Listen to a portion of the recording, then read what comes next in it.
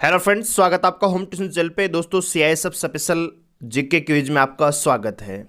दोस्तों शुरू करते हैं आज की जीके क्विज। शुरू करने से पहले इतना कहना चाहूँगा, अगर आपको इस वीडियो की पीडीएफ चाहिए तो आप डिस्क्रिप्शन को चेक कीजिए, वहाँ पे हमने लिंक दिया है टेलीग्राम चैनल का, उस पर ज्वाइन कीजिए। वहीं पे हम इसको शेयर करते हैं विद आंसर की। ठीक है दोस्तों, तो आप ज्वाइन कर सकते हैं और पीडीएफ को आप खुद भी पढ़ सकते हैं। चलिए दोस्तों शुरू करते हैं आज की जीके क्विज। तो दोस्तों लेते हैं पहला सवाल, आगे बढ़ते हैं। वैज्ञानिकों के अनुसार जलवायु परिवर्तन को समुद्री जल स्तर बढ़ने के कारण किस वर्ष तक बंगाल टाइगर का आखिरी तटीय गढ़ सुंदरवन नष्ट हो सकता है?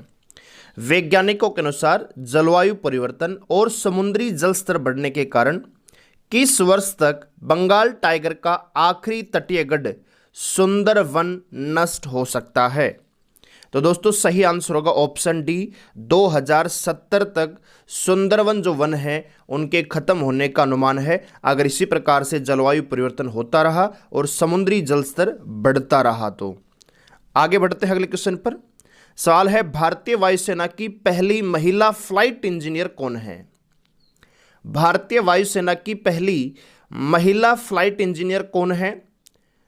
सीमा गुप्ता, रेखा शर्मा, हिना जायसवाल, कविता प्रभाकर। तो सही आंसर होगा दोस्तों ऑप्शन सी, हिना जायसवाल भारतीय वायुसेना की प्रथम महिला फ्लाइट इंजीनियर बनने वाली पहली महिला बनी हैं।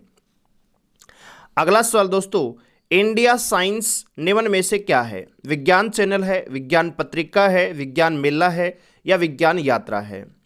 तो दोस्तों इंडिया साइंस एक विज्ञान चैनल है, ऑप्शन ए इस सवाल का आंसर होगा। अगला सवाल है, जनवरी 2019 में भारत में कितने नए केंद्रीय विश्वविद्यालयों की स्थापना को मंजूरी प्रदान की गई?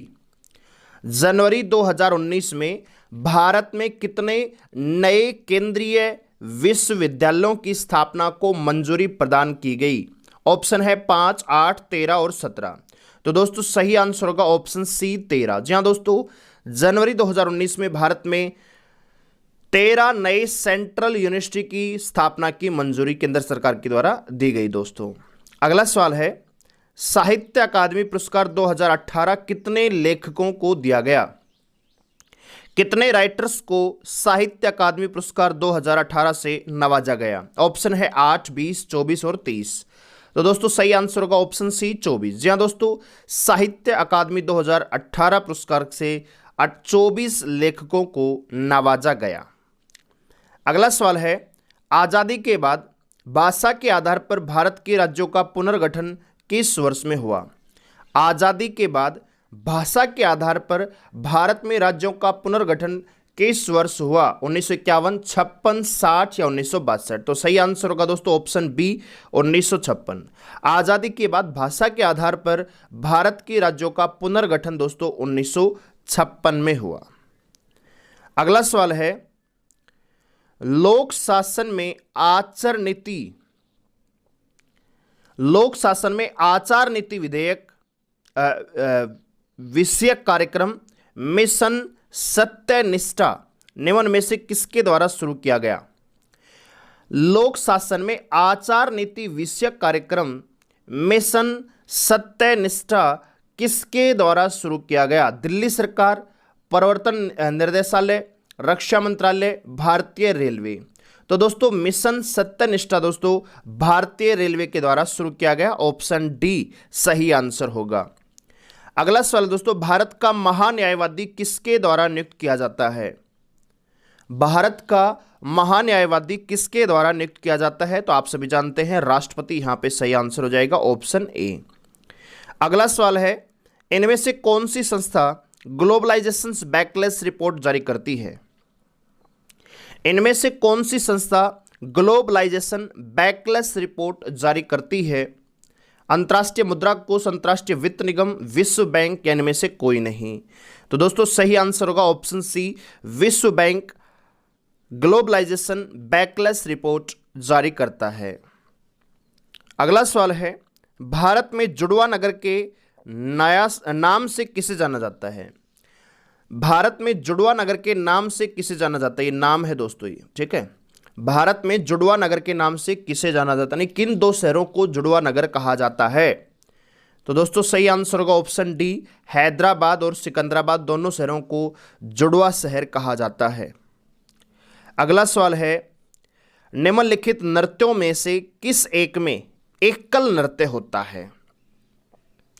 निम्नलिखित नृत्यों में से किसमें एकल नृत्य होता है? कुचिपुड़ी, ओडिसी, मोहिनीअट्टम, भरतनाट्यम। तो सही आंसर होगा दोस्तों ऑप्शन बी, ओडिसी। ओडिसी नृत्य में दोस्तों एकल नृत्य होता है। अगला सवाल है, मानव विश्व सूचकांक 2018 में भारत का कौन सा स्थान था? मानव विश्व सूचकांक 2018 में भारत को कौन सा स्थान प्राप्त था? तो दोस्तों सही आंसर होगा ऑप्शन डी, 130वां। जी हां दोस्तों, मानव विकास सूचकांक 2018, ये विकास है दोस्तों, थोड़ा सा मिसप्रिंट है, इसमें भारत का 130वां स्थान यहां पे मिला था दोस्तों। आगे बढ़ते हैं अगले क्वेश्चन पर। अनवार ए सुहेली ग्रंथ किसका अनुवाद है? अनवार ए सुहेली किस ग्रंथ का अनुवाद है? रामायण, पंचतंत्र, महाभारत या गीता? तो दोस्तों अनवार ए सुहेली पंचतंत्र का अनुवाद है। ठीक है दोस्तों, आगे बढ़ते हैं अगले क्वेश्चन पर। दोस्तों आगे बढ़ने से पहले इतना कहना चाहूंगा, अगर आपको इस वीडियो की पीडीएफ चाहिए विद आंसर की तो आप हमें टेलीग्राम पे ज्वाइन कर सकते हैं, जिसका लिंक डिस्क्रिप्शन में दिया हुआ है। आप ज्वाइन कीजिए, वहां पे आपको पीडीएफ मिलती ही रहती है दोस्तों। ठीक है, चलिए, कह रहा है कि भारत में पुर्तगाली साम्राज्य का वास्तविक संस्थापक किसे कहा जाता है? भारत में पुर्तगाली साम्राज्य का वास्तविक संस्थापक किसे कहा जाता है? तो दोस्तों सही आंसर होगा option C, Alfonso de Albuquerque. Alfonso de Albuquerque को भारत में पुर्तगाली साम्राज्य का वास्तविक संस्थापक माना जाता है। आगे बढ़ते अगले क्वेश्चन पर। भारत का राष्ट्रीय ध्वज किसने तैयार किया था? भारत का राष्ट्रीय ध्वज है वो किसने तैयार किया था? तो सही आंसर आएगा पिंगली वेंकैया। जी हाँ दोस्तों, पिंगली वेंकी ने भारतीय के राष्ट्रीय ध्वज का डिजाइन तैयार किया था। अगला सवाल है, निम्नलिखित में से कौन सा किसान संघर्ष ब्रिटिश अफीम नीति का परिणाम था? निम्नलिखित में से कौन सा किसान संघर्ष ब्रिटिश अफीम नीति का परिणाम था? पाबना विद्रोह, मराठा किसान विद्रोह, फुलगारी धेवा या बिरसाइत उल गुलान? तो दोस्तों सही आंसर होगा ऑप्शन सी, फुलागिरी धेवा। ठीक है दोस्तों, फुलागिरी धेवा जो है ये किसान संघर्ष था जो ब्रिटिश अफीम नीति के परिणाम के कारण हुआ, यानी उसके खिलाफ था ये। ठीक है, तो याद रखेंगे, फुलागिरी भी इसको लिखा जाता है कई बार, फुलागुरी भी इसको लिखा जाता है, फुलागिरी धेवा सही आंसर हो जाएगा। अगला क्वेश्चन है, भारतीय संविधान में कितनी मान्यता प्राप्त भाषाएं हैं? तो आप सभी जानते हैं ऑप्शन डी आंसर आ जाएगा 22। अगला सवाल है, भारतीय संसदीय व्यवस्था में संसद का कौन सा सत्र सबसे कम समय तक चलता है? भारतीय संसदीय व्यवस्था में संसद का कौन सा सत्र सबसे कम समय तक चलता है? शीतकालीन, मानसून, बजट या इनमें से कोई नहीं? तो दोस्तों शीतकालीन सत्र सबसे कम समय तक चलता है। अगला सवाल दोस्तों, संघ सूची, राज्य सूची, समवर्ती सूची का विस्तृत उल्लेख संविधान की किस अनुसूची में किया गया है? यानी संविधान की कौन सी अनुसूची में जो सूचियां हैं जिसमें संघ सूची, राज्य सूची और समवर्ती सूची शामिल हैं का उल्लेख किया गया है? तो सही आंसर होगा दोस्तों ऑप्शन सी, 7वीं अनुसूची में इन सूचियों का उल्लेख है।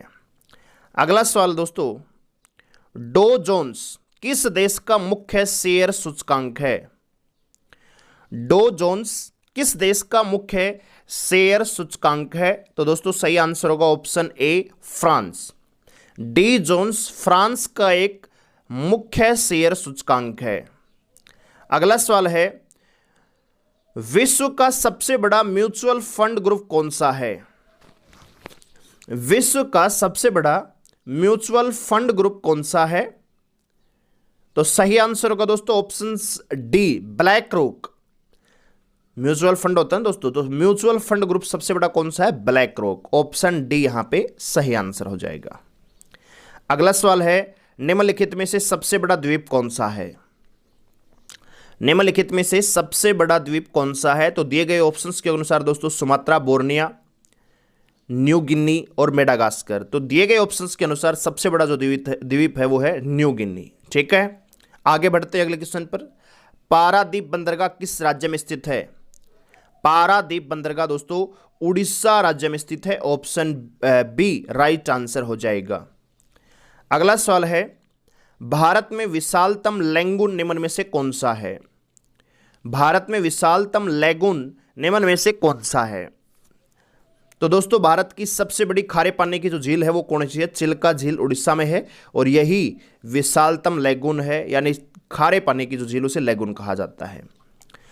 अगला सवाल है, आर्द्रता को मापने के लिए किस उपकरण का प्रयोग किया जाता है? थर्मामीटर, पवन वेग मापी, सूर्य विकिरण मापी या हाइग्रोमीटर? तो दोस्तों आर्द्रता को मापने के लिए हाइग्रोमीटर का प्रयोग करते हैं। ऑप्शन डी सही आंसर हो जाएगा। और दोस्तों अगर आपकी इसकी वीडियो की पीडीएफ चाहिए विद आंसर की तो आप हमें टेलीग्राम पे ज्वाइन कर सकते हैं, जिसका लिंक हमने डिस्क्रिप्शन में दे दिया है। ठीक है, तो ज्वाइन कीजिए और वीडियो का पीडीएफ भी आप प्राप्त कर सकते हैं। सवाल है कि प्रकाश की किरण को पूर्ण आंतरिक परावर्तन के लिए किससे गुजरना होता है? अगर प्रकाश की किरण को पूर्ण आंतरिक परावर्तन करना है तो उसके लिए इसे किससे गुजरना पड़ता है? वायु से जल, वायु से कांच, कांच से जल या जल से कांच? तो सही आंसर होगा दोस्तों ऑप्शन सी कांच से जल। जी हाँ दोस्तों, अगर प्रकाश की किरण को पूर्ण आंतरिक परावर्तन करना है तो इसके लिए इसे कांच से जल में गुजरना पड़ेगा। अगला सवाल है दोस्तों, हरे रंग की कांच की प्लेट लाल रंग के कांच प्रकाश में कैसे दिखाई देती है? हरे रंग की कांच की प्लेट लाल रंग के प्रकाश में कैसे दिखाई देगी? तो दोस्तों सही आंसर होगा ऑप्शन डी काली। जी हाँ दोस्तों, हरे रंग की जो कांच की प्लेट है वो लाल रंग के प्रकाश में काली ही नजर आएगी। अगला सवाल दोस्तों, बल का गुणनफल क्या है? बल है वो किसका परिणाम होता है, यानी प्रोडक्ट किसका होता है? तो सही आंसर होगा दोस्तों ऑप्शन ए। जब आप दो द्रव्यमान का गुणा करेंगे त्वरण से तो परिणाम में बल निकल के आएगा, यानी बल बराबर होता है द्रव्यमान गुणा में त्वरण दोस्तों। ठीक है, आगे बढ़ते हैं अगले क्वेश्चन पर। मरीजों के पेट के अंदर का परीक्षण करने हेतु डॉक्टरों द्वारा प्रयुक्त एंडोस्कोप निम्नलिखित में से किस सिद्धांत पर कार्य करता है?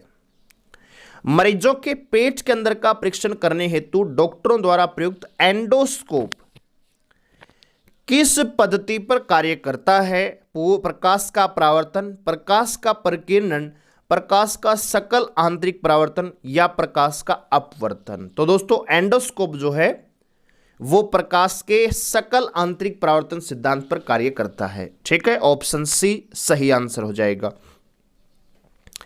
अगला सवाल है, निम्नलिखित में से सबसे प्रबल आक्सी कारक कौन सा है? निम्नलिखित में से सबसे प्रबल आक्सी कारक कौन सा है? तो सही आंसर हो जाएगा ऑप्शन सी क्लोरीन। सबसे प्रबल आक्सी कारक है क्लोरीन दोस्तों। ठीक है, अगला सवाल है, गहरे समुद्री गोताखोरों के श्वसन के लिए ऑक्सीजन के तनुकरण के लिए किस गैस का प्रयोग किया जाता है? यानी आप सिंपल भाषा में ये समझिए कि जो समुद्री गोताखोर होते हैं वो ऑक्सीजन के साथ किस गैस का प्रयोग करते हैं? तो सही आंसर होगा हीलियम, ऑप्शन बी। अगला सवाल है, निम्नलिखित में से कौन एक आवेश रहित कण है जिसमें कोई आवेश नहीं होता? तो आप सभी जानते हैं न्यूट्रॉन जो है उसमें कोई भी आवेश नहीं होता, ये आवेश रहित कण होता है किसी भी नाभिक का। अगला सवाल है, निम्नलिखित में से कौन सा नियम गैसों से संबंधित नहीं है? कौन सा नियम है जो गैस से संबंधित नहीं है? चार्ल्स का नियम, बायल का नियम, फैराडे का नियम या गे लुकास का नियम? किसका नियम गैसों के नियम से संबंधित नहीं है? तो सही आंसर होगा दोस्तों फैराडे का नियम गैसों से संबंधित नहीं है। ठीक है, आगे बढ़ते हैं। प्लाज्मा में जल का प्रतिशत कितना होता है? प्लाज्मा में जल है वो कितना प्रतिशत पाया जाता है? लगभग 55, 65, 80 या 90? तो दोस्तों प्लाज्मा में जल लगभग 90% पाया जाता है। ऑप्शन डी राइट आंसर हो जाएगा। अगला सवाल है, जैव विकास को सर्वप्रथम किसने समझाया? जैव विकास को सर्वप्रथम किसने समझाया? लैमार्क, अरस्तु, मेंडल या न्यूटन? तो दोस्तों जैव विकास को जो सबसे पहले समझाने वाला लैमार्क था। ऑप्शन ए इस सवाल का आंसर होगा। दोस्तों अगर आपको इस वीडियो की पीडीएफ चाहिए तो आप हमें टेलीग्राम पे ज्वाइन कर सकते हैं, जिसका लिंक हमने डिस्क्रिप्शन में दिया है, जाके ज्वाइन कर सकते हैं और वीडियो की पीडीएफ आप प्राप्त कर सकते हैं। अगला सवाल है कि सामान्य मानव शुक्राणु में ऑटोसोम की संख्या कितनी होती है? जो गुणसूत्र होते हैं उनकी संख्या कितनी जोड़ी होती है? तो आप सभी जानते हैं 22 जोड़ी होती है। ठीक है, शायद यहां पे एक सामान्य मानव शुक्राणु में ऑटोसोम की जो संख्या कितनी है दोस्तों? 22 जोड़ी होती है। ऑप्शन बी राइट आंसर हो जाएगा। अगला सवाल है दोस्तों, हृदय का पहला प्रतिस्थापन किसके द्वारा किया गया था? हृदय का पहला प्रतिस्थापन किसके द्वारा किया गया था? लुई पास्चर, टिस्वान, क्रिश्चियन बर्नार्ड या रोनाल्ड रोस? तो दोस्तों सही आंसर आएगा ऑप्शन सी, जिसे CN बर्नार्ड भी कहा जाता है शॉर्टकट में। ठीक है, क्रिश्चियन बर्नार्ड ने हृदय का पहला प्रतिस्थापन करने में सफलता पाई दोस्तों। ठीक है, आगे बढ़ते अगले क्वेश्चन पर। लार में कौन सा एंजाइम पाया जाता है? तो आप सभी जानते हैं लार में तो टाइलिन एंजाइम पाया जाता है। ऑप्शन सी राइट आंसर हो जाएगा। अगला सवाल है, निम्नलिखित में से किसका मस्तिष्क उसके शरीर के अनुपात में सबसे बड़ा होता है? निम्नलिखित में से किसका जो मस्तिष्क है उसके शरीर के अनुपात में सबसे बड़ा होता है? मानव, चींटी, हाथी, डॉल्फिन?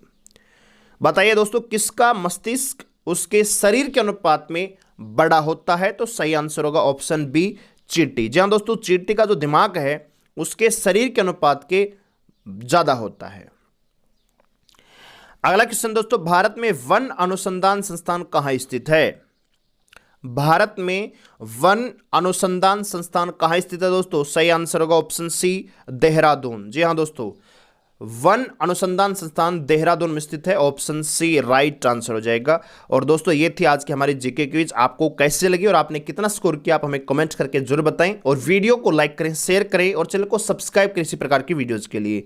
दोस्तों अगर आपको वीडियो का पीडीएफ चाहिए तो लिंक हमने डिस्क्रिप्शन में दिया है, आप जाके लिंक पे क्लिक कीजिए और सीधा टेलीग्राम चैनल पे ज्वाइन कीजिए, वहीं पे आपको इसकी आंसर की के साथ पीडीएफ मिल जाएगी दोस्तों। ठीक है, तो मिलते अगले वीडियो में, तब तक के लिए धन्यवाद।